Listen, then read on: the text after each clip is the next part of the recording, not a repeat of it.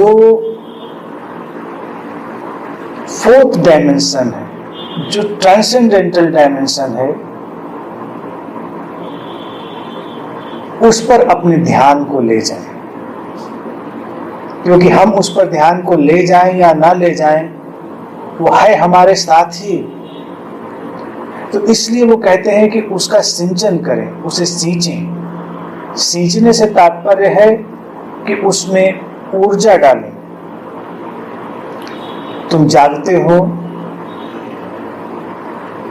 अपनी गहरी नींद में जाते हो, सपनों के जगत में विचरण करते हो, लेकिन फिर भी वो जो तुरीय है, जो चौथा आयाम है, वो साथ में हमेशा विद्यमान रहता है।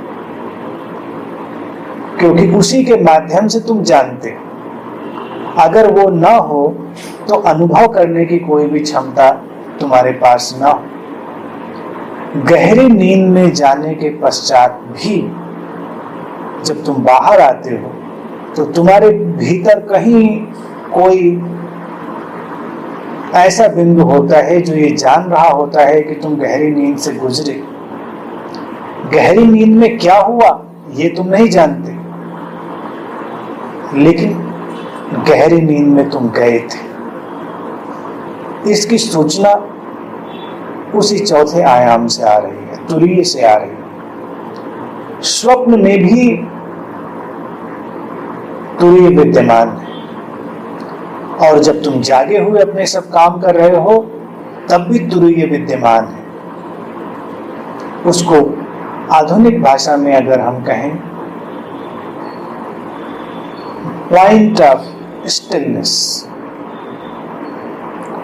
तुम्हारे भीतर जो स्थिरता का बिंदु है, जिसे पुरानी भाषा में कहते हैं